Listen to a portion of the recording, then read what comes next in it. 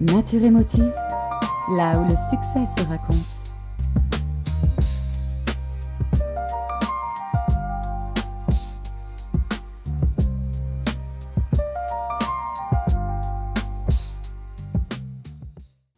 Alors, bonjour tout le monde, re-bienvenue à Nature émotive.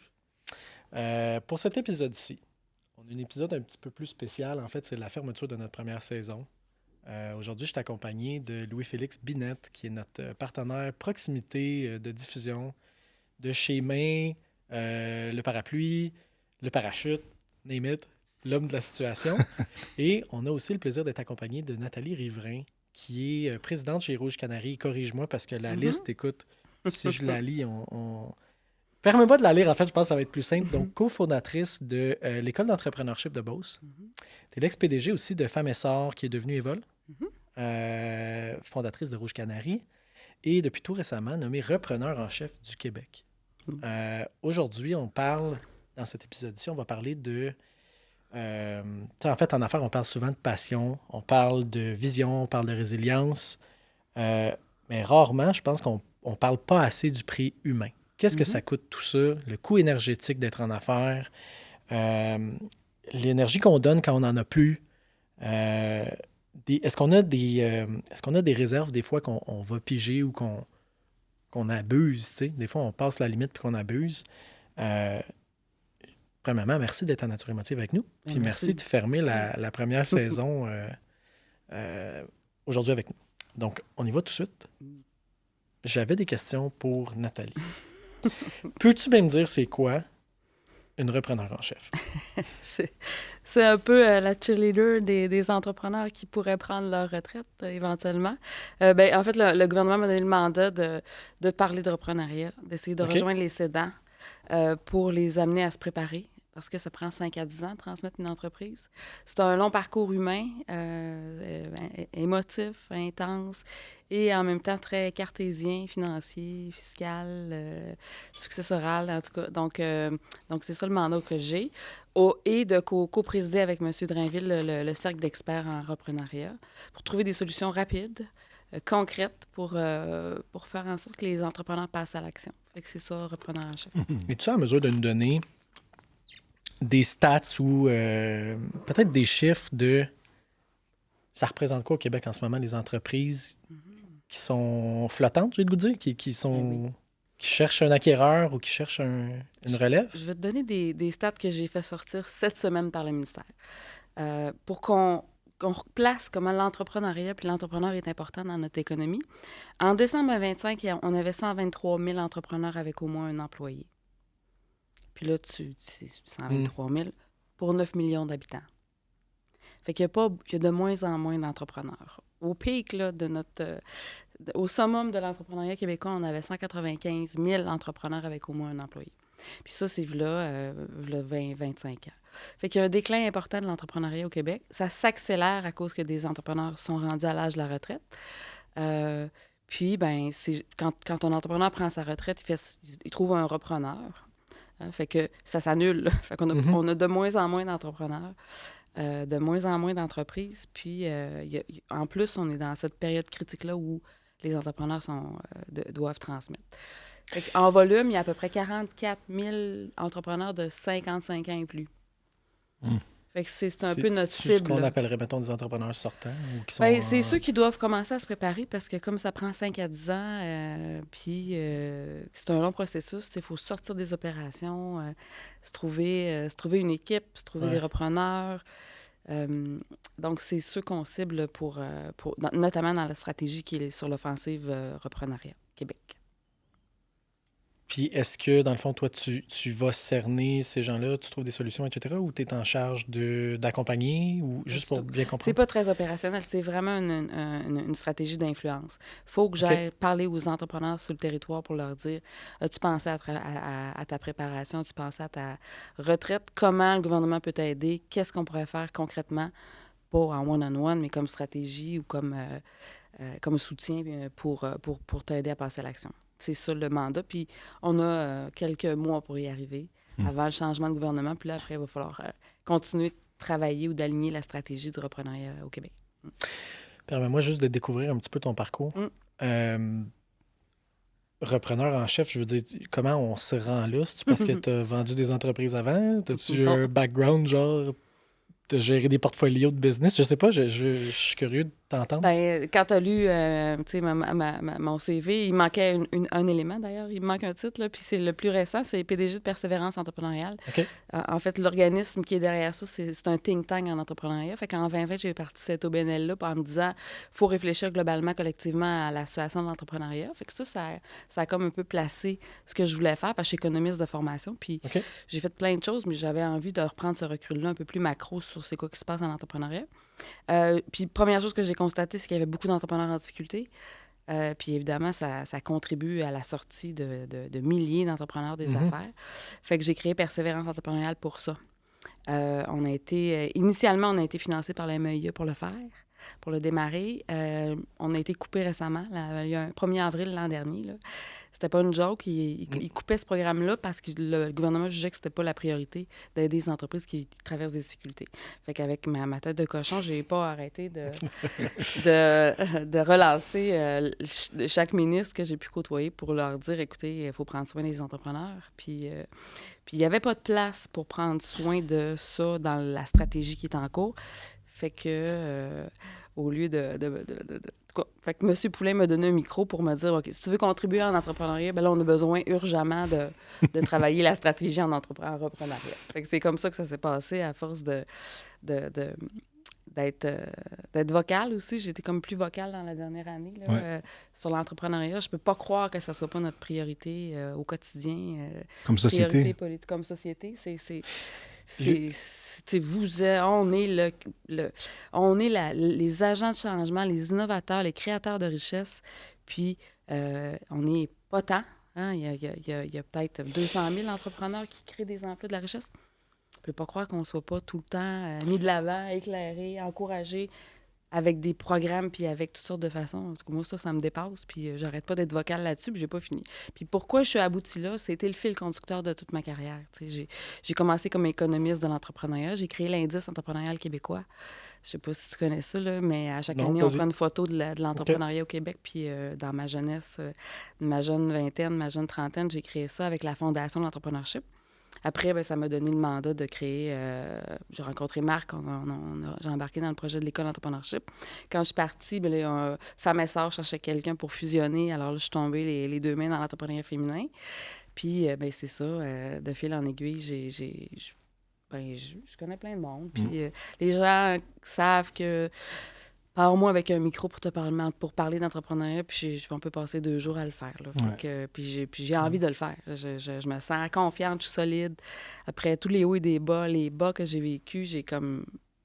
C'est mon chemin. Puis moi, je vais avoir 55 ans prochainement. Puis je regarde, tu sais, dans 10 ans, 15 ans, qu'est-ce que je vais vouloir avoir fait, créé, concrétisé, puis ça, avoir fait une différence en entrepreneuriat. Tu sais, en toute franchise, je t'écoute, puis dans ma tête, je pense à moi plus tard. Ce que je voudrais éviter, c'est un peu le one-man show de l'entreprise. Je disais tantôt la pieuvre, là, d'être celui qui gère tout un peu à la moitié. Là. Comment est-ce qu'on se prépare à aller là? Puis, deuxième volet de ma question, qui s'en va peut-être plus vers Louis, tu disais, tu sais, on a mal aux entrepreneurs ici. L'entrepreneur a mal en ce moment, puis il y a de l'excès, des fois, on abuse nos limites. Comment est-ce qu'on le prend en main, cet entrepreneur-là? Peu importe le groupe d'âge. Là. Fait que c'est une question un peu en 2 volets. Premier volet. Maintenant, je crée des entreprises en me disant qu'il faut que je sois inutile. OK. Puis c'est ce que je comprends. Je communique à tous les entrepreneurs que j'accompagne, comment tu peux te rendre inutile dans ton entreprise. Jour 1. Fait que l'idée, c'est... Puis sur le plan stratégique, ça fait plein de sens. Si tu as toujours les 2 mains dans les opérations, tu n'es pas capable d'avoir la vision d'ensemble de ce qui se passe autour de toi. Puis ce qui est le fun pour l'entrepreneur, c'est de créer, c'est de développer des stratégies, c'est de rêver dans 3, 4, 10 ans où est-ce que je vais être. Puis si on oublie tout ça, on a pris des opérations, puis on n'a plus de fun. Tu sais, l'entrepreneur qui tombe épuisé, là, c'est parce qu'il ne fait pas ce qu'il aime. Il fait ce qui gruge de l'énergie, alors que l'entrepreneuriat, ça y en donne de l'énergie. Fait qu'il faut... Puis la stratégie, puis la création, ça donne de l'énergie. Louis, Fait que- je vois que ça, Non, mais ça bouillonne. Oui, tellement, parce que je me sens un peu comme cordonnier mal chaussé, parce que je dis ça, tu sais, si on est un rouage de ton entreprise, là, imagine les barbapapas là, qui ils font des rouages, puis ils font tourner la machine. Là. Ils peuvent plus s'en aller. Là. Il faut qu'ils fassent tourner la machine. Ils peuvent plus aller explorer, rencontrer de nouvelles personnes. Si toi, ton corps, ton temps, ta disponibilité mentale, a fait partie des rouages de la business, puis tu n'es pas capable de t'en sortir sans que tout l'engrenage s'effondre, bien, ta business, en fait, n'est pas pérenne. Tu peux pas penser la vendre, tu peux pas penser ouvrir un nouveau marché, etc. Tu as les mains dedans, tu es pogné dedans, tu as la cravate dans la machine. Ben, c'est un peu comme je vous disais, je sais pas si on peut appeler ça coulisses, là, ben, avant qu'on enregistre, tu sais. J'ai passé, moi, beaucoup de temps à travailler dans mon entreprise. C'est nouveau que je travaille sur mon entreprise. Donc, j'aime ce que tu dis avec te rendre inutile. J'aime la nuance, tu sais. On a tendance à vouloir peut-être... Je sais pas si c'est tout géré nécessairement. Je veux pas tout gérer, mais juste le fait d'être... Je veux être au courant de ce qui se passe, tu sais. Je sens que j'ai besoin d'être au courant de tout, qui est un peu de micromanagement, mais à la fin de la journée, j'ai-tu besoin de ça, tu sais? Plein de questionnements comme ça que je suis comme des fois, justement, je tombe dans de l'excès où j'ai pas besoin d'être au courant de tout. Là. Je fais confiance à mes intervenants, je fais confiance à mon monde chez nous, puis ce réflexe-là, c'est à travailler. T'sais. Fait que je peux juste imaginer des gens qui, en fin de carrière, seraient prêts à peut-être se départir de l'entreprise, puis qui sont ancrés justement dans la machine, qui n'ont jamais changé d'habitude, puis qui opèrent leur business de même depuis tout le temps. C'est difficile quand tu as des jeunes qui se présentent dans l'entreprise puis qui sont des acteurs de changement, tu sais. Mais tu vas mettons, tu vas acheter une entreprise, je sais pas moi, en ébénisterie. L'entreprise, ça fait 25 ans qu'elle roule, elle a un chiffre d'affaires qui a grandi, mais 100% des ventes viennent du fondateur. Ouais. Toi, tu veux racheter ça, là. Good luck. Tu peux pas acheter le 25 ans d'expérience du fondateur puis le mettre sur une disquette puis le télécharger à l'intérieur de toi, là. Ouais, puis les relations, les contacts, les ça, là. C'est là où, à quelque part, plus tu tolères ça longtemps, plus tu impactes la valeur à long terme. Oui, tu as un bon chiffre d'affaires, mais ton chiffre d'affaires, ici, n'est pas transférable. Parce que il est encore dépendant de ta présence, là, ta main sur les engrenages. T'es fait. T'sais, la valeur à long terme, elle n'existe pas. Tu ne peux pas faire croître ton entreprise non plus. Parce que si tout dépend de toi, à un moment donné, tu vas juste t'épuiser à essayer de tout faire. Fait qu'essayer de se rendre inutile, c'est aussi, s'entourer des gens beaucoup plus forts et beaucoup plus compétents que soi. Puis c'est un levier pour aller chercher de la croissance dans ton entreprise. Parce que tout le monde a juste 24 heures dans une journée. Fait que pourquoi il y en a qui ont 70 000 employés puis qu'il y en a qui sont bloqués à 5? Bien, une des solutions, c'est pas la compétence, puis c'est pas la passion puis la motivation, c'est la capacité à s'entourer de gens forts, puis de sortir les deux mains de la poutine pour être capable d'être dans la stratégie, puis dans ce qui va toujours amener un peu l'entreprise plus loin. Fait qu'être inutile, c'est pas être inutile dans tous les sens, c'est d'être concentré sur là où le chef doit être, c'est-à-dire en avant du bateau. Être remplaçable partout, sauf là. Partout, oui, c'est ça. Louis, on fait une parenthèse là, rapidement. Main est le partenaire de Nature Émotive depuis le début de la saison. Ouais. Vous mettez de l'avant des programmes qui accompagnent les entrepreneurs puis qui accompagnent, en fait, je te dirais, corrige-moi, là, la grappe ou ce qu'on appelle l'écosystème en parlance. D'affaires. Ouais. Est-ce que toi, c'est des trucs que tu remarques ou est-ce que c'est peut-être des signes avant-gardistes que tu remarques chez les entreprises? Une entreprise qui est en sortance, qui stagne ou l'inverse, un jeune qui... Je me prends moi, par exemple, acheter une entreprise, j'aurais aucune idée comment faire ça. C'est pas parce que ça m'intéresse pas, je ne connais pas ça. Oui. Écoute, c'est une question, là, si on commence à déballer ça, là, on en a pour un podcast complet, mais ça fait référence au deuxième volet de ta question, là, quand on dit on a mal à l'entrepreneuriat, puis pourquoi c'est si difficile à l'échelle individuelle, à l'échelle communautaire, à l'échelle sociale, de penser à un entrepreneuriat qui est positif, sain, puis qui nourrit notre société, puis qui est qui est le régénérateur de notre économie. Je pense que, il y a, la vision de l'entrepreneur est super dichotomique dans notre société. On a la vision des grands entrepreneurs, ceux qui sont aujourd'hui à la tête d'entreprises de 10, 15, 20 000, là, le Québec Inc., puis les grands entrepreneurs internationaux qu'on glorifie comme étant des visionnaires. Puis en même temps, on a comme cette vision de l'entrepreneuriat que, ben, tu es tout seul, il faut que tu fasses tout, justement.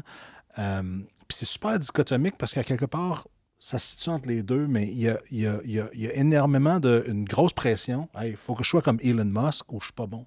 Ben, attends un peu, là, il y a comme plein de versions d'entrepreneuriat. Puis il y a aussi cette vision-là, ben, partir en business, c'est manger du craft dinner puis des nouilles ramen pendant des années. Bon, il y a comme cette dichotomie-là qui est vraiment difficile.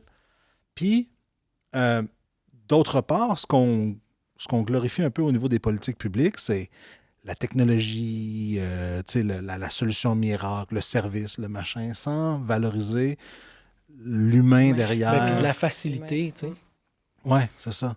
Fait qu'il y a comme cette espèce de triangle qu'il n'y a aucun de ces pôles-là qui incarne la vérité, mais l'individu qui contemple l'entrepreneuriat, je donne des cours à l'université à des jeunes qui contemplent peut-être ça. Puis actuellement, ils regardent ces 3 pôles-là, ils vont comme je ne reconnais nulle part là-dedans. Je ne fit pas dans les cadres.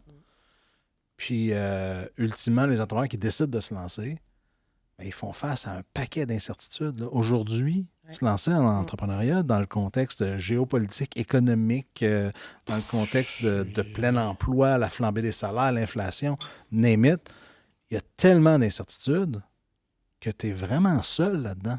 Puis une société qui ne valorise pas autre chose que ces 3 pôles-là, c'est quoi ta tech? T'es-tu un entrepreneur génie solo? Puis tu veux te lancer en affaires? Ben débrouille-toi. T'sais? Puis si tu échoues, ben too bad, on va saisir ta maison, puis that's it. T'sais? Comme si la société ne trouve pas un juste milieu où on peut avoir une communauté qui peut rêver d'un entrepreneuriat qui ressemble aux personnes qui commencent, plutôt qu'à des espèces de visions. C'est sûr qu'on a mal à l'entrepreneuriat. Là. C'est sûr qu'il y a des gens qui se lancent là, ils se pètent la gueule, ils se sentent stressés, ils se sentent seuls, ils vivent l'incertitude. Ils sont comme laissés pour compte. Mais sur tous les programmes, tu me fais réfléchir. Vas-y. Je vais te donner un exemple. Dans les données que j'ai eues mardi, 16 000 entrepreneurs pensent à fermer leur entreprise dans la prochaine année. Eh boy. Pourquoi? 16 000. Parce qu'ils sont épuisés, parce qu'ils veulent faire autre chose, parce qu'ils ont perdu le fun, parce qu'ils ont une entreprise qui est moyennement rentable, parce qu'ils pensaient que ils ne s'attendaient pas à ce que ça soit ça, puis ils visualisaient, ils rêvaient à autre chose. Les chiffres, c'est 36 % ont des enjeux de santé mentale. Fait que c'est beaucoup de monde. Puis une autre stat qui est épouvantable, 50 % des faillites depuis 2020, 50 % des faillites du Canada sont au Québec. Depuis 2020. On représente 20 % de la population. C'est pas beau, hein? Oui. Fait que c'est dur d'être en affaires. OK. Puis c'est dur d'être en affaires, puis c'est quasiment impossible de réussir seul, sans entourage solide, sans un réseau solide. Puis des fois, l'entrepreneur, il n'écoute pas tout le temps. Hein? Je sais pas, je te dis quoi faire, tu vas peut-être dire, Tu me demandes à moi? On a bien beau dire, prends soin de toi, puis sois vie en équilibre, puis entoure-toi bien. Puis, des fois, malheureusement, l'entrepreneur, il apprend quand il fonce dans le mur. Malheureusement. Il apprend quand ça fait mal. Quand ça fait mal. Fait qu'on essaye de... Louis, tantôt, tu disais manger du ramen, des toasts au beurre de pinot. Nathalie Riverain, est-ce que ça l'a mangé, des ramen puis des toasts au beurre de pinot? J'ai été quand même assez chanceuse. Là. À part à l'université, j'ai commencé ma carrière comme prof à HEC à 28 ans. Fait que, bon, avant ça, j'étais étudiante. Fait que ça allait... Oui, j'en ai mangé. Mais, fait que ça, c'est quand même le privilège que j'ai eu d'avoir un bon emploi dès le départ. Mais c'était pas ma place. Je suis une fille de PME. J'ai grandi à côté de la shop de mon père. J'ai toujours été fière de ce qu'il faisait à petite échelle. Fait que quand je suis rentrée dans l'institution montréalaise pour être une universitaire cérébrale, j'ai réalisé rapidement que c'était pas fait pour moi. Fait que non, j'ai pas mangé. Après ça, je n'ai plus mangé de ramen, mais mais me nourrir profondément de ce qui m'habitait comme fil conducteur de carrière, ça, j'en ai manqué de nourriture à ce moment-là. Tu sais, Par mon rapport à why, là. Par rapport à de l'excès? Non, non, rapport à... par rapport à... C'était pas ça que je voulais faire. Tu sais, moi, je voulais influencer, avoir de l'impact. J'étais professeur pendant 2 ans, vrai prof, là, embauché à vie, là, tu sais, grosse job, là. Un vrai prof. Puis, c'était tellement cérébral comme job. Puis je parlais d'entrepreneuriat puis de PME, puis j'enseignais la gestion des PME. J'avais encore jamais travaillé, tu sais. J'avais travaillé chez Dunkin' Donuts, genre, là, tu sais. Puis, fait que c'était pas ça. Tu sais, je me suis trompée de chemin, on va dire, quand j'ai commencé ma carrière. Mais j'avais une super job. Fait que tout le monde, ma mère était contente. J'avais justement, tout le monde était wow, mais moi, c'était pas ça. Puis il a fallu que je change de chemin. Après ça, j'étais allée travailler à la fondation, puis j'ai fait d'autres choses. Puis après, ça a bien été. Mais tu sais, moi, j'ai toujours eu... cela dit, mes premiers jobs, quand j'avais la vingtaine, c'était toujours des jobs de travailleur autonome. Fait que, tu sais, j'ai un contrat par-ci, un contrat par-là. Puis finalement, je m'en sortais bien. Fait que, on dirait que je me suis habituée à vivre avec cette espèce d'insécurité-là. Il y a un mandat qui rentre, il y en a un autre. Puis gérer ça comme ça, tu sais. Fait que... Puis étonnamment, quand je suis rentrée à HEC, le fait d'avoir juste un contrat, ça m'insécurisait. OK. J'avais juste Même un si c'est un employeur. Une impression Même d'être si c'est un attaché, bon là. contrat. Eh bien oui, écoute, fait que mon mode, là, c'est que j'aime mieux avoir plusieurs... Tu sais, j'ai Rouge Canary, c'est mon entreprise privée, j'ai un OBNL, puis là, j'ai une job de repreneur en chef. Là, je me sens safe. J'ai comme pas toutes mes œufs dans le même panier, puis je suis capable d'avancer. Je suis capable d'oser, d'innover, je suis capable de Ben, prendre c'est des ça. risques dans un chemin, sachant qu'il y en a 2 autres qui sont là. Ça, c'est comme ça que je te dirais que j'équilibre mon risque. Puis je m'assure de manger pas de beurre de pinot. Je pense que tu te laisses de la place pour être dans l'action. C'est un peu ça aussi. Tu te mets dans le trafic, tu sais. Oh oui, là, je me mets dans le trafic. Délibérément, hein, parce que j'ai ralenti dans le trafic beaucoup pendant un bon 5 à 7 ans. Parce que j'avais pas... il me manquait... J'avais perdu mon why, je te dirais. J'avais perdu mon... OK. Moi qui ai toujours été super ambitieuse, puis ça a amené à des excès, puis on va en parler, là. Tu sais, dans ma vingtaine, j'étais ambitieuse, là. Moi, je m'étais dit, je vais être prof d'université. Puis j'étais une timide, là, gênée, là. J'aurais de la misère à avoir une conversation en one-on-one avec toi. Fait que je me suis poussée. Puis je me disais, moi, à 30 ans, je veux influencer politique publique en entrepreneuriat, puis je veux me ramasser à parler d'entrepreneuriat devant le premier ministre. C'était mon ambition. Après ça, quand je suis rentrée dans le projet avec Régis Labaume à la Fondation, c'était comme, OK, on va parler d'entrepreneuriat dans toutes les régions. Écoute, j'ai fait le tour des régions, des couchers dans tous les motels pour faire des conférences. Puis là, n'avais pas de minute. J'étais l'ambition qui me drivait. Après ça, quand je suis tombée dans le projet d'école d'entrepreneurship de Beauce, écoute, là, je suis tombée dans le plat de bonbons de l'entrepreneuriat québécois, là. Je veux dire, c'était sans fin. Là, ça nourrissait. Je suis allée au bout de ça, là. Puis quand ça s'est arrêté, et là, j'ai comme... j'étais fatiguée, premièrement. Puis pendant quelques années, un bon 5 à 7 ans, je me suis dit, je sais plus si je suis encore ambitieuse. Il a fallu que ça se replace. Ça m'a pris 5 à 7 ans à avoir... Puis tu sais, pour faire ce que je fais là, faut que je sois ambitieuse, faut que j'ai envie de convaincre, faut que je sois convaincante, faut que j'ai envie de prendre mon char puis de m'en aller là-bas. Puis ça demande de l'énergie, mais là, il faut être connecté sur quelque chose. Puis là, c'est comme j'ai comme reconnecté sur ma mission profonde. Puis c'est ça. Puis là, j'irai pas dans l'excès, par exemple. C'est bon. Est-ce que c'est un... Comment je peux dire ça? C'est-tu un pattern que tu reconnais chez les entrepreneurs, Louis? Ou qu'on voit ou qu'on connaît? Ou est-ce que un peu le syndrome du hilltop en anglais, là? Tu sais, tu travailles très, très, très, très fort jusqu'à temps que tu arrives à un certain point de carrière, puis que là, what's next, là? C'est quoi qu'il y a après, là? Ouais. Puis là, ça tombe peut-être en fatigue ou en... T'as une place, là, comme une zone grise, là. J'ai peut-être une hypothèse par rapport à ça. C'est que au Québec, le coût de l'échec, l'opprobre de l'échec, même le coût d'une faillite, où pendant 7 ans, tu es obligé d'avoir une carte de crédit que tu mets de l'argent dessus avant de pouvoir l'utiliser quelque part. Tu ne peux pas siéger sur aucun CA. Tu sais, le coût de l'échec, le coût d'échouer, la perception sociale, de dire quand ça va bien, on va jaser dans ton dos, on va faire des jambettes, mais quand tu vas échouer, on ne sera pas là pour t'aider. Ça amène probablement, c'est tellement coûteux d'échouer, que ça amène les gens à s'obstiner. Pas à persévérer. S'acharner. À s'acharner, à s'obstiner, à aller puiser dans les réserves que tu mentionnais tantôt. Alors que, tu sais, j'ai passé une semaine aux États-Unis en avril. Là-bas, c'est bien moins coûteux de dire « Hey, ça marche pas. » Ça marche. Ça marche pas assez par rapport à ce que vaut mon temps, puis mon énergie, puis une année de ma vie pour que je m'acharne encore un an à essayer de faire fonctionner de quoi ça arrive juste, tu sais, ou ça fait pas les profits qu'on a prévus. Fait que on jette ça, on arrête ça, puis on recommence autre chose. Le coût d'échouer, le coût d'assumer, de dire « Hey, j'ai essayé de quoi, puis ça n'a pas marché. » Eh bien, tant mieux pour toi. Qu'est-ce que tu as appris dans ton échec? Ici, là, j'ai des amis qui ont fait faillite après 30 ans de business. Là. Puis, peut-être du jour au lendemain, c'est drôle. T'as moins d'amis que t'en avais, tu sais. Alors que là-bas, c'est comme, je sais pas, il y a comme cette idée-là, ça marche pas, on recommence. Je pense qu'il y a un coût de l'échec. C'est fou, hein? Il y a un coût de l'échec qui nous amène à continuer d'investir. Là, en anglais, on dit le path dependency, la dépendance du sentier. Continuer d'investir. Puis souvent, je le vois dans les entrepreneurs, on n'a pas le courage de leur dire, tu sais quoi, toi, ton cerveau, ta créativité, ta drive vaut bien plus que le projet d'affaires sur lequel tu t'acharnes.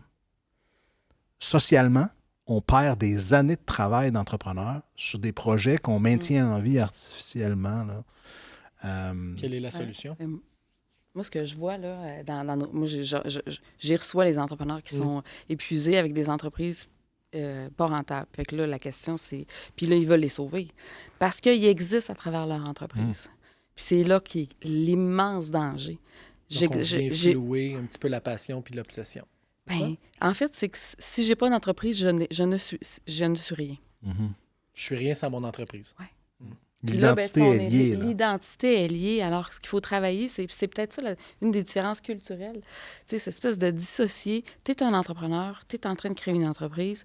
Si c'est pas la bonne, tu vas être capable d'en faire un autre. Tu es un entrepreneur quand même. Si tu as fermé ou tu as fait faillite, tu es un entrepreneur quand même. Si tu as du succès, tu es un entrepreneur, mais si tu en fermes une puis décides que tu vas passer au prochain projet, tu es encore bien plus un entrepreneur, dans le fond. Oui. Le fait d'avoir fait un échec, deux échecs, c'est vu positivement pour un investisseur. Dire, hey, toi, tu as crashé deux entreprises, tu as fait des apprentissages. Je n'attendrai pas 7 ans avant d'investir dans toi. Recommence tout de suite, je te donne de l'argent pour que tu repartes. T'sais. Puis, y a-tu des solutions ou conseils de vos deux milieux d'expertise un peu différents, là, mais à sauver ce coût, j'appelle énergétique, là. On parle pas d'électricité, mais le coût énergétique de l'entrepreneur, à un moment donné, c'est qu'il n'est pas illimité. Là. Cette énergie-là, t'arrives à un point où si ça marche pas, en tout cas... Ben moi, je dis toujours, on les appelle les persévérants chez nous. Premièrement, tu es plus important que ton entreprise. Parce que cette perception-là, elle change dans le temps. Puis là, leur identité passe tellement à travers l'entreprise que là, l'entreprise commence à aller mal, fait qu'eux, ils commencent à aller mal. Mais moi, je dis toujours, ton entreprise, c'est un véhicule. Puis à un moment donné, ça se peut que tu changes de char. Puis c'est pas pire que ça. Tu vas être encore un entrepreneur. Fait que, premièrement, tu es plus important que ton entreprise. Puis ton entreprise, c'est un véhicule à un moment dans le temps. Les marchés changent, l'économie change. Écoute, si c'est pas pire que ça. On va t'amener on va t'aider à bien la fermer ou à la vendre.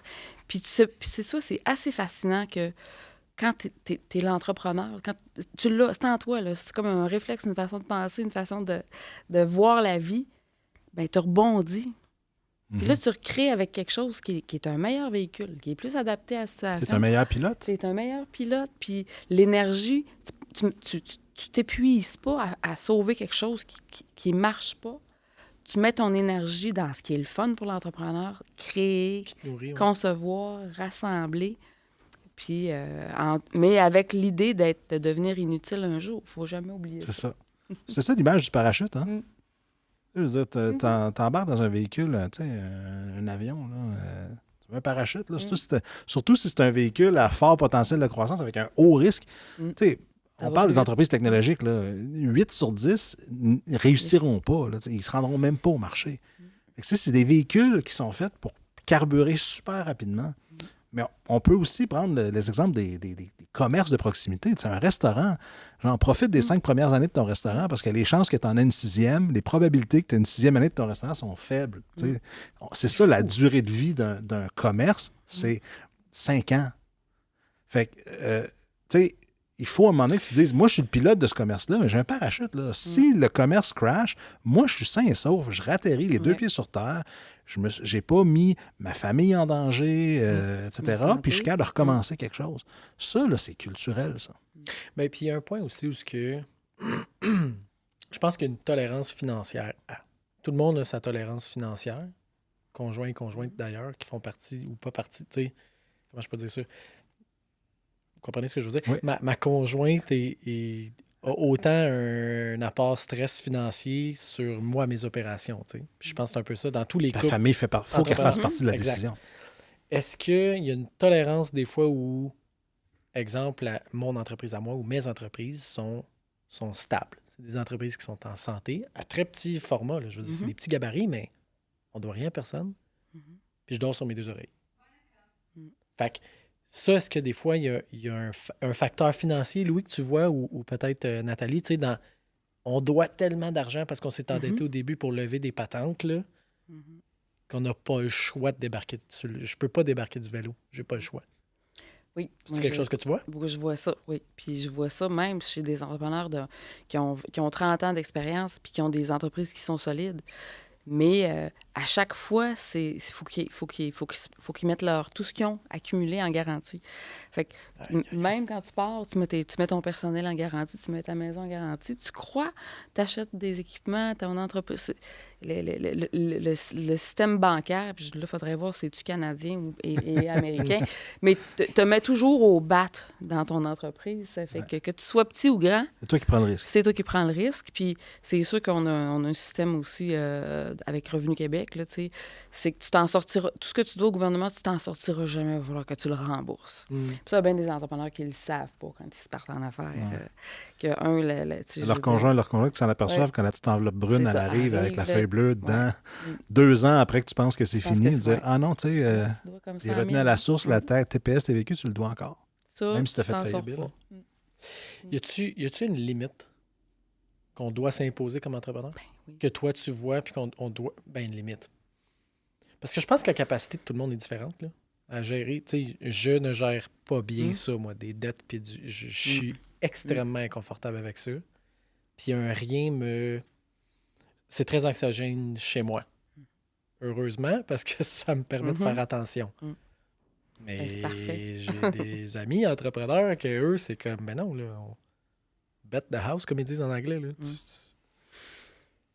Est-ce qu'il y a une limite ou un milieu ou un conseil qu'on peut donner aux gens qui nous écoutent pour peut-être mieux établir ces limites-là? Il ne faut pas que ça soit émotif. Tu sais, ton risque, il ne faut pas qu'il soit émotif. En fait, quand on plonge dans les chiffres, tout est rationnel. Puis il y a des ratios qui sont exigés par les banques, puis il y a des ratios d'endettement. Je veux dire, fait que j'enlèverais l'émotif de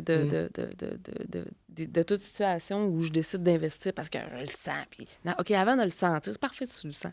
Le gut, c'est ça qui drive. Mais descends aller dans un fichier Excel, puis demande à un comptable qui sait compter si tu fais la bonne chose. T'sais. Les meilleurs entrepreneurs vont te dire j'ai pas risqué, pas tout le temps fait all-in, j'ai pris des risques modérés calculés. Modérés calculés. Rentrer dans un budget, dans des prévisions financières, puis validé par du monde autour. Puis tu peux prendre des risques à travers ça, mais il faut que ça suive les ratios parce que en ce moment, puis depuis quelques années, les banques puis ceux qui te prêtent de l'argent sont frileux, là.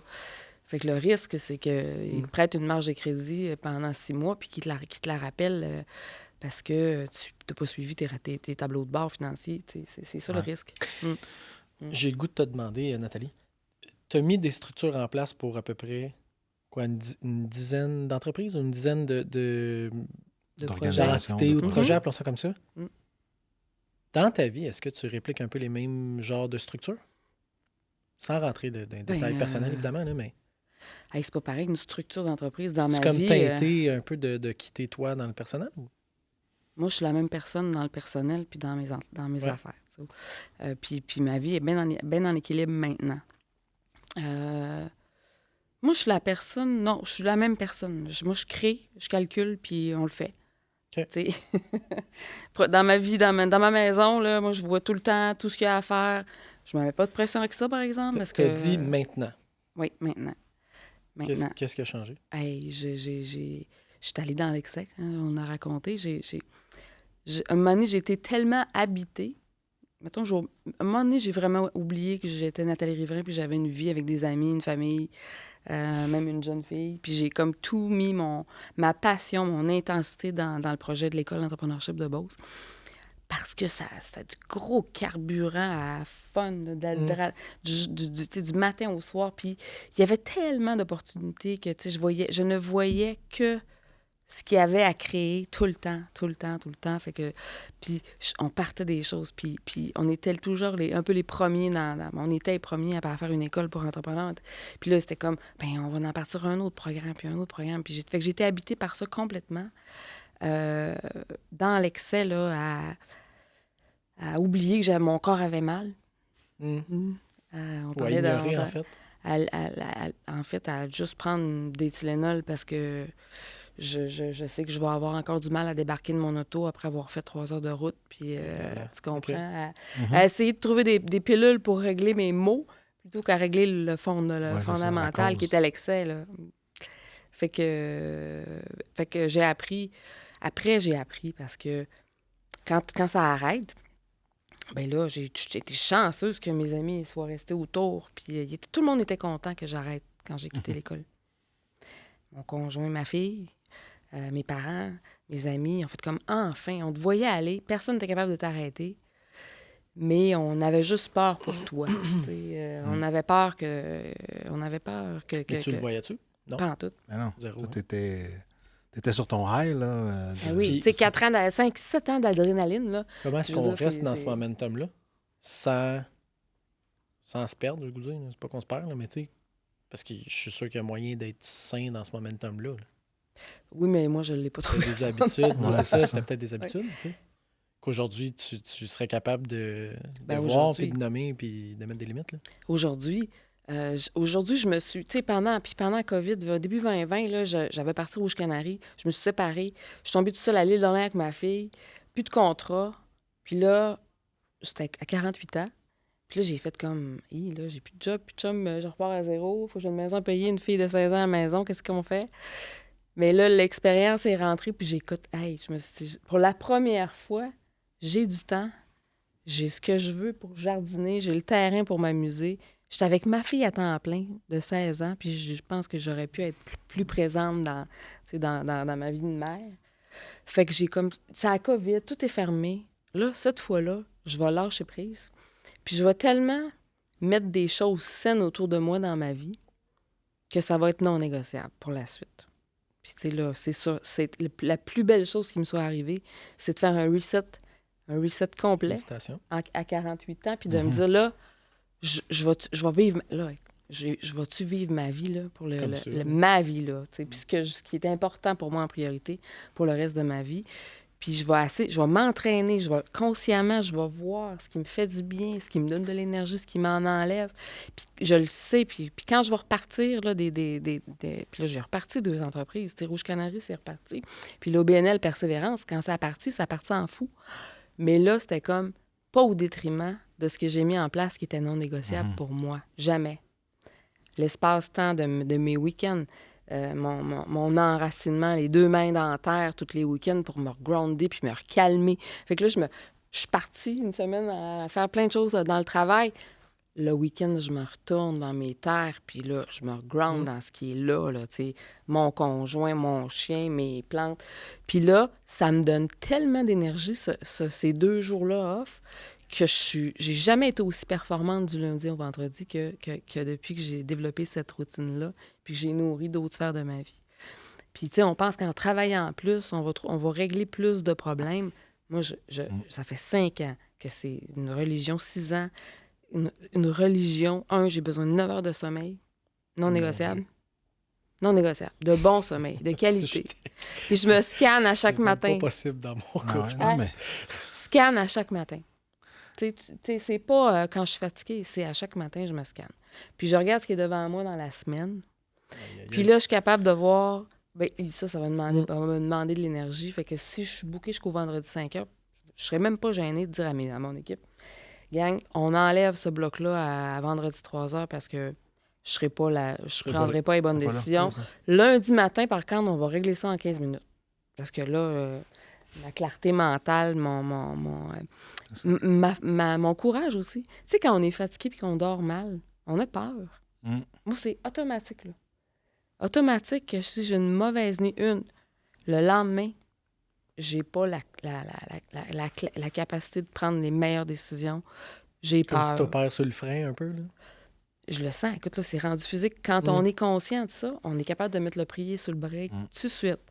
Puis, puis mon équipe, puis c'est comme ça que je dirige la gang. C'est comme... Si on commence à avoir peur, c'est pas parce que la situation est épeurante, c'est parce que on n'est pas assez solide. Fait que on va aller se reposer 2 jours. Puis ce problème-là, on le réglera pas aujourd'hui. On va le régler lundi. Il va être encore là lundi, mais notre capacité à trouver la solution, puis le courage, l'énergie que ça prend pour le régler, ça sera rien lundi. Mais si on s'enfonce dans notre propre... Fait que, puis c'est la même affaire quand je me couche. Tu sais, tantôt, offline, on disait, quand mon cerveau se rêve à 3 heures, puis le hamster part. Ouais, c'est pour ça que je riais tant. Ben, moi, là, quand je me couche, je dis à mon cerveau, j'ai besoin de sommeil, puis mes problèmes, ils vont être... Quand je vais avoir bien dormi, le lendemain matin, ils vont être plus petits. Ouais. Puis les solutions vont venir tout de suite, puis là, c'est conscient. Et là. Conscient. Mais ça sert à rien. C'est une Non, je discipline, sais. ça. Mais Oui, moi, je mais- dis, mais ça. Mais tu sais, c'est parce qu'on a tellement de capacités psychologiques puis conscientes de choses qu'on peut mettre en place pour garder son équilibre. Puis surtout, puis tu sais, même je te dis, prends soin de toi, puis prends soin de ton sommeil. Je suis sûre que tu as de la résistance mentale quand je te dis ça, parce que je suis pas capable. Je suis pas Ben, c'est parce que capable. c'est ça, c'est que c'est même pas... C'est pas que je t'écouterais pas, puis tu sais, c'est pas ça le point. Le point, c'est où je connais pas les... Là, je parle de moi très précisément, mais je connais pas les trucs. Tu sais, si une des filles se réveille dans la nuit, moindre affaire, là, ça peut être le chien en bas de sous-sol. Si je me réveille dans la nuit, c'est impossible. Faut que je me lève. Ou bien je vire le bord dans le lit là, toute la nuit. Mais ça, je pense qu'à un moment donné, tu sais, on en parlait tantôt, là, l'entrepreneur qui se voit, tu sais, qui ne fait pas la distinction avec son véhicule. Tu sais, en entreprise, l'entreprise a des repères, puis à un moment donné, quand ça commence à déraper ou aller très vite, on ne voit plus les repères de l'entreprise, puis on voit juste des jalons futurs. On court vers un jalon futur. Un prochain chèque qui va rentrer, un prochain client, un prochain employé miracle qui va arriver, qui va tout solutionner. Fait que là, il y a les repères de l'entreprise. Puis là, l'entrepreneur, lui, a plus ses repères, lui ou elle, là, a plus ses repères dans sa vie personnelle. Ça, c'est un peu la maturité qui rentre, d'apprendre à reconnaître ses repères à soi, puis de prendre des décisions pas juste en fonction des retours futurs puis des jalons futurs de l'entreprise, en fonction de tes repères à toi. Tu sais, je pense que tout ce qu'on discute, tu sais, on parle de risque, on parle de courage. Tu sais, nous, à main, notre mission, c'est de donner aux entrepreneurs le courage du risque. Puis le courage du risque, là, tu sais, c'est pas de dire il faut que tu prennes du risque absolument. Il faut que tu comprennes c'est quoi le risque.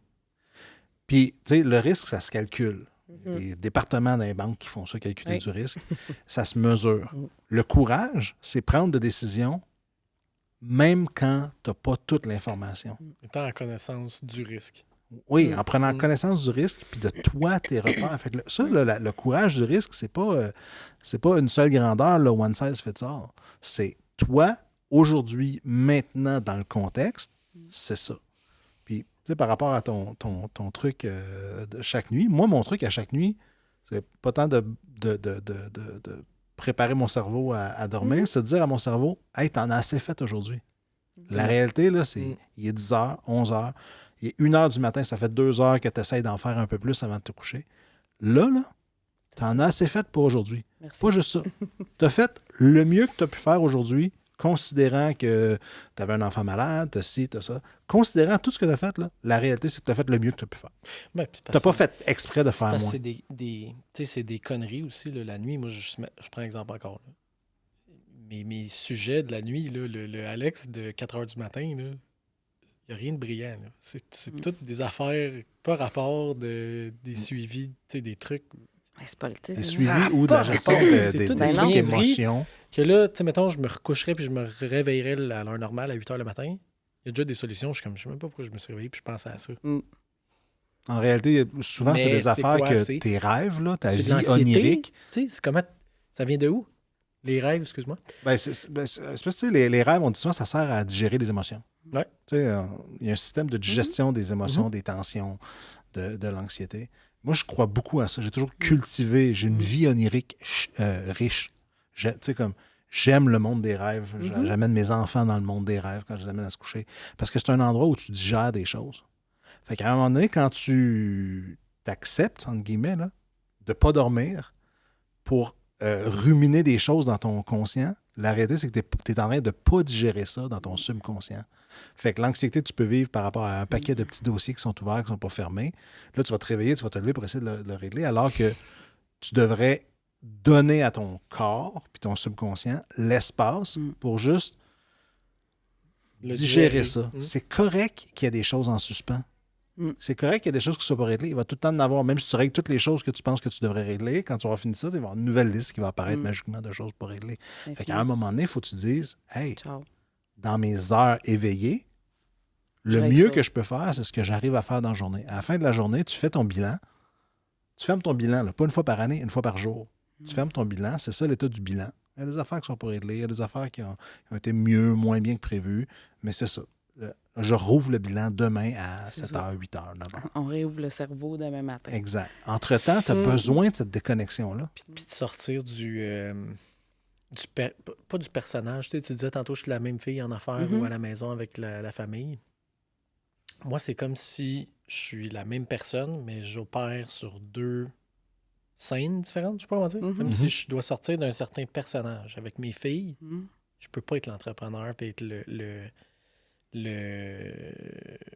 sais pas comment dire ça, l'entrepreneur, le gars de business. Je peux pas être ce gars rigide-là puis ce gars de discipline-là ou que je m'impose à moi, en fait. Là. Je peux pas être comme ça avec les enfants. Puis ma conjointe, encore pire, j'y tape ses nerfs. Là, Alex Business, ça marche pas avec ma blonde. Tu sais? Fait que, je t'entends tellement. Comment on coupe ça? L'identité de l'entrepreneur, mais l'identité de c'est qui Alex après? Là? À un moment donné, je suis un papa, je suis un frère, je suis un chum de boys, je suis un fils, je suis un. Tu sais, il n'y a pas juste les affaires. Je sais pas si tu peux peut-être nous. Là-dessus, je peux pas t'aider parce que j'essaie d'être la même personne. Je suis la même personne partout. Ben, c'est probablement ça le truc, en fait. Ben, probablement. Puis c'est. Je pense pas que je l'ai toujours été, cela dit. Là. Quand j'étais jeune, j'étais comme, justement, réfléchi, analytique. Quand j'étais prof, fallait que là, je jouais un rôle de prof, fallait que je sois prof. T'sais. Mais avec l'âge, je suis la même personne, puis je veux plus jouer ce rôle-là. J'ai pas rien à prouver, ni dans ma famille ou à l'extérieur. Pour moi, c'est plutôt facile. Penses-tu que des fois, il y a des gens qui peuvent se perdre peut-être dans cette identité d'affaires-là? Oui, c'est sûr. Ben oui. Puis pour moi, j'aime bien travailler autour de l'authenticité. S'il y a quelque chose qui est une valeur dans ma maison, les valeurs sont écrites dans ma maison, puis c'est quasiment la même que les valeurs dans l'entreprise. Puis l'authenticité, ça fait partie d'une des valeurs. Puis pour moi, l'authenticité, puis trouver en quoi on est unique, qu'est-ce qu'on a à apporter à notre business. Quand tu es aligné sur ta différence puis sur ton authenticité profonde, là, puis que ton entreprise te ressemble comme ça, t'as pas à jouer 2 rôles. Tu es la même personne. Alors que si tu essaies d'être un entrepreneur comme ça, parce que pour toi, c'est toi le modèle, puis que c'est fondamentalement pas toi, ben là, tu es toujours un peu en dissonance, en discordance avec ce que tu es, puis ce que tu projettes. Puis, tu sais, ça, on a vraiment... C'était un des chemins sur lesquels on a travaillé dans la construction de la pédagogie de l'école, c'est sois toi-même. Fais confiance à ce que tu es. Ouais. C'est parfait. C'est dur, tu sais, puis je vais me faire l'avocat du diable, tu sais. Être entrepreneur, je l'en disais tantôt, il y a comme un peu des personas ou des archétypes entrepreneuriaux, puis là, on va se vivre là-dedans, tu sais, mais après ça, tu sais, si tu avances, tout le monde n'est pas né avec, tu sais, la médaille d'or de la confiance en soi, là, tu sais, c'est normal qu'il faut bâtir ça. Fait que là, si tu te lances en affaires, puis tu fais face à de l'incertitude, puis tu doutes même des fois de tes propres capacités, l'entrepreneuriat, là, le fait d'être en contrôle d'une entreprise, ça t'amène à un chemin où tu peux facilement, là, tu sais, il y a une scission qui se fait, là, tu sais, il faut que tu sois dans un mode, il faut que tu vendes quelque chose. Même si tu n'es pas 100% convaincu, il faut que tu sois convaincant. Faut que tu arrives dans des situations où, même si ça ne va pas super bien, il faut que tu dises à tes fournisseurs, à tes investisseurs, à tes institutions, ton institution financière, ton banquier, écoute, ça va bien. Tu sais, tu demandes à l'entrepreneur la première réponse, ça roule, ça roule, ça roule. C'est la façon de dire ça roule vite. J'ai aucun contrôle sur le volant, mais t'arrêtes à ça roule. Tu sais, tu dis ça roule. Fait que il y a une facilité à commencer à dire des pieux mensonges puis à créer une dissociation. Vraiment une dissociation. Je ne sais pas si vous suivez la série télévisée, mais il y a une forme de dissociation qu'elle peut devenir vraiment extrême. Et autant, là, on la peint comme je suis obligé de dire quelque chose dans lequel je ne crois pas, autant, à un moment donné, ce masque-là de l'entrepreneur, il devient l'espace confortable. Ouais, parce que c'est un masque que tu contrôles, c'est un persona que tu projettes. Puis là, c'est, tu sais, comme à la limite, c'est facile de jouer un méchant ou un gentil, etc., au théâtre. Ça reste difficile, égal pour tout le monde de revenir puis d'être un papa, une maman, un ami, un confident, d'être honnête par rapport à ses doutes. Fait que, tu sais, l'entrepreneuriat, il y a comme il va amener dans une voie-là. Puis je suis d'accord que le challenge, c'est d'arriver à un stade où on a assez gagné en confiance, on est capable de réconcilier. Mais c'est un monde où il y a tellement de pression, où il y a tellement, comme je disais tantôt, un coup à l'échec, un opprobre au fait que ça n'aille pas bien, là, d'avouer que ça va pas bien, puis d'appeler persévérance entrepreneuriale, de dire j'ai des enjeux, ou de se référer au parachute pour dire je pense que j'ai des enjeux de santé mentale, j'ai besoin de travailler là-dessus. C'est dur. Mais il y a comme... c'est vrai qu'on a un effort à être capable d'amener les gens à réconcilier ça, puis de dire t'es pas obligé de vivre. Parce que quand ça va bien, tu te réfugies là. Quand ça commence à aller mal, là, tu te dis, hey, j'ai investi ma vie dans un genre semi-mensonge. Je suis obligé de dire à mon conjoint, ma conjointe, moi, ça va moins bien que je te disais. Je suis obligé d'avoir la conversation difficile où il faut que je réconcilie le monde que je projette avec le monde réel. Puis ça, c'est vraiment, c'est un piège, une tentation. Naturellement, on va aller là parce que tout est fait pour ça. Tu sais, comme tout va pouvoir t'amener là. Puis ça, il faut trouver son socle à soi, qui est différent pour chacun, je pense. Mais... Tu sais, tantôt, tu parlais de l'énergie. Là. Mais ça, si tu construis un personnage qui n'est pas toi, tu vas toujours en perdre d'énergie. Ça demande de l'énergie. Oui, c'est sûr. Ça demande de l'énergie. Fait que alors que si tu réconcilies ce que tu es, ce que tu projettes, ce que tu partages, vraiment, puis que tu es dans le marché, tu es en entrepreneuriat tel que tu es dans ton énergie. Tu sais, dans Persévérance, je sais pas, puis à l'école, on fait passer des tests de personnalité ou le test Nova, là. Puis là, c'est la première affaire qu'on fait. Va voir t'es qui. Puis va voir le masque que tu portes. Ça nous permet ça, ce test-là. Puis là, puis là, on voit les gens, là, où est-ce qu'ils sont en train de faire semblant. Là. C'est assez fascinant, ça permet de voir. T'es pas dans ton rôle, t'es pas sur ton X, puis où tu l'es. Fait que il y a des outils pour ça. Savoir, t'es-tu vraiment dans ton masque ou dans ta personnalité, dans ce que tu fais au quotidien. À vous écouter, je me demande si c'est pas... peut-être pour masquer mon côté émotif que je veux pas nécessairement mettre de l'avant, cacher peut-être des vulnérabilités que mon staff n'a pas d'affaire à voir ou à... On dirait, je pense, niveau psychologie, là, je vous écoute, puis qu'est-ce qui explique ce masque-là? Je pourrais même pas vous répondre. Mais le masque ou le personnage, là, appelons ça comme on veut. Mais... Tu fais un podcast, tu finis ta première saison de podcast qui s'appelle Nature émotive. Je veux dire, on est tous des êtres... d'émotion, là. Je veux dire, on est tous faits d'émotion. Oui, puis tu sais, même dans la dernière épisode, je le disais, le but de Nature émotive, je trouve ça le fun parce que ça amène vers une clôture, là, mais le but de Nature émotive, c'était d'amener des outils aux auditoires, à l'auditoire, tu sais, d'amener des outils aux gens. Puis tu te souviens des discussions qu'on a eues, Louis, dans le début de Nature émotive? En soi, sa mission a évolué vite dans Nature émotive parce que on est passé de santé mentale à bien-être, point. Qui est très large, tu sais. Puis je me suis rendu compte vite que c'est les gens qui venaient qui m'aidaient moi. C'était pas ma plateforme qui aidait les gens, tu sais. Oui, ça l'aide les gens, évidemment. Là, si ça m'aide moi, je suis garanti qu'il y a du monde qui nous écoute, qui en tire quelque chose, mais l'expérience de tous les gens qu'on a reçus puis qui nous ont fait confiance puis qui ont partagé leur parcours comme tu l'as fait, Nathalie, ben, on l'a entendu, Louis-Félix puis moi, toute l'année, où ce que souvent, c'est un peu les mêmes patterns qui reviennent en entrepreneuriat où il y a des habitudes ou à peu près les mêmes bobos diagnostiques dans les entreprises qui se retrouvent chez ces gens-là. Mhm. Puis l'école d'entrepreneurship, on l'a entendu. Je pense qu'à tous les épisodes, on l'entend. Le test psychométrique, évidemment, c'est un outil qui est solide. Mais oui, je pense que c'est ça. Je pense que l'idée de nature émotive, sur la 2e saison, vous me demanderiez où on s'en va. Probablement que ça va être plus ça, la tangente. Ça va être de creuser plus au niveau psychologie, aller voir qu'est-ce qui explique ça, ces habitudes-là chez les entrepreneurs. Parce que je suis front row, excusez l'expression, là, mais je suis front row sur ces habitudes-là, puis j'ai pas l'expérience de mes participants, là, tu sais, je veux dire. Fait que c'est une belle dynamique qui se place dans la nature émotive. Moi, j'adore parler de vulnérabilité. Tu sais, puis pour moi, un leader, là, c'est quelqu'un qui va être capable de parler de ses zones de vulnérabilité puis de fragilité. Puis quand tu mets ça sur la table dans tes équipes, ben t'es capable, les gens sont capables aussi d'exprimer les leurs. Puis c'est à partir de ce moment-là que tu es capable d'être une vraie équipe.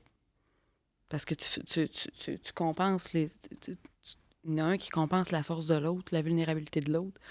Fait que une vraie équipe, là, ça se connaît profondément. Ça fait pas semblant. Tu peux faire semblant avec 10 personnes pendant un an, mais oublie ça, tu n'auras pas la vraie nature de ton équipe, puis tu n'auras pas non plus la vraie performance de ton équipe. Puis elle va se brûler, ton équipe, parce qu'elle va rentrer au bureau pour faire semblant de jouer au super-héros, puis...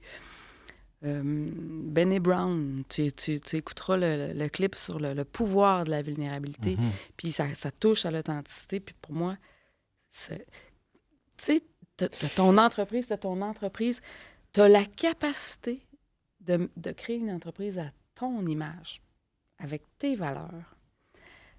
T'es émotif? Quelle chance d'avoir un entrepreneur émotif que si t'embrasses ton émotivité, les gens qui vont être autour de toi, ils vont se souder autour de ça. Si tu es un employé, tu n'as pas le choix. Peut-être que tu es obligé de jouer un rôle dans certaines conditions, mais le pouvoir de l'entrepreneuriat puis d'un leader, c'est de créer une entreprise à son image. Avec ce qui est important, puis ce qui est... Puis des entrepreneurs émotifs, j'en connais plein, puis ça fait leur force. Parce que tu connectes avec quelqu'un qui est transparent puis authentique. La relation, elle devient beaucoup plus profonde. Puis la vision est puissante quand tu es incarné. Il y a un modèle qui dit qu'une entreprise, là, elle passe de good to great. Là. Ce qui fait vraiment une entreprise vraiment exceptionnelle, là, c'est 3 piliers fondamentaux. Puis on s'attarde souvent juste aux 2 premiers. Dans quoi est-ce qu'on est bon? Véritablement bon et de façon unique. OK? Ça, c'est vrai à l'échelle de l'individu qui se lance pour la première fois tout seul. Puis c'est vrai à l'échelle d'une entreprise de 15 000, 100 000, 300 000. Dans quoi on est vraiment bon? Premier pilier. Deuxième pilier, comment on fait de l'argent? Le unit economics. C'est-à-dire, c'est quoi l'unité de choses que je produis qui fait rentrer un certain volume de dollars? Là, on focus là-dessus. Puis là, on parle souvent de la dichotomie entre le builder puis le comptable qui veut faire de l'argent. Je veux faire un beau produit, je veux faire de l'argent. Là, il y a comme une dichotomie qu'on peut voir à l'interne d'un individu, etc. Mais le 3e pilier, là, il est également important aux 2 autres. Qu'est-ce que tu aimes vraiment? Qu'est-ce qui te passionne? Qu'est-ce qui t'anime? Anime, c'est anima, c'est l'âme. Qu'est-ce qui t'anime? Puis ça, là, tu sais, quand on parle de détresse, de santé mentale, là, c'est que à un moment donné, tu fais de quoi t'es bon, puis t'aimais ça. Mais là, tu as focusé sur être bon puis essayer de faire rentrer des dollars là-dessus, puis on dirait que t'aimes plus ce que t'aimais. Tu sais, d'être capable de miser là-dessus. Les 2 autres servent à rien s'il n'y a pas ça. Puis comme aimer, là, c'est être vulnérable. Aimer quelque chose, puis avouer son amour pour quelque chose ou pour quelqu'un, c'est être vulnérable, cette personne-là ou cette chose-là. Donc, moi, je pense qu'il faut que nos entrepreneurs, il faut qu'ils fassent des choses qu'ils aiment. Dans la vie, on va avoir des citoyens et des citoyennes plus épanouis. On va avoir des produits et des services qui nous ressemblent plus. On va avoir une société qui va être plus heureuse, qui va rayonner à l'échelle mondiale en disant « Hey, voilà des gens qui sont heureux et qui font des choses. Ça, là, pour moi, c'est le pilier qu'on oublie tout le temps. Tout le temps, on parle de ton produit, es-tu bon? As-tu les bonnes fonctionnalités? Fais-tu de l'argent? T'aimes-tu ça? Si t'aimes pas ça, Ça sert à rien. C'est des calories vides, là. C'est de l'énergie perdue. C'est à vous deux. On arrive à la fin de l'épisode. J'aurais peut-être juste une dernière question pour vous avant de fermer. Qu'est-ce que vous laisseriez derrière vous si c'était pas des titres, des jobs, de ci, de ça? On laisse tout ça de côté. Qu'est-ce que vous laisseriez derrière vous? Qu'est-ce que je laisserais derrière moi? Prenez votre temps. C'est drôle parce qu'on a tous les deux évolué dans un contexte peut-être politique, diplomatique, gouvernemental. Moi, je pense que j'ai peut-être mis trop de temps et d'énergie dans la politique. Puis je ne parle pas de la politique, politique publique, politique électorale, mais la petite politique, la gestion des égos, etc., versus dans des vraies relations d'humain à humain. Si je pouvais laisser une bonne partie de ça, des heures que j'ai passées au milieu de la nuit à me réveiller, à être torturé par ça, à me mettre en... Si je pouvais laisser tout ça derrière, la petite politique, trouver une façon de m'en détacher, et boy! Déjà, aujourd'hui, je serais à vraiment un parallaxe de distance là, par rapport à ce que j'ai... La quantité d'énergie vitale que j'ai consacrée à ruminer ça, puis essayer de ménager la chèvre et le chou, puis me faire aimer par tout le monde. Puis, si tu veux te faire aimer par tout le monde, tu vas embarquer aussi dans le jeu de politique, versus t'assumer.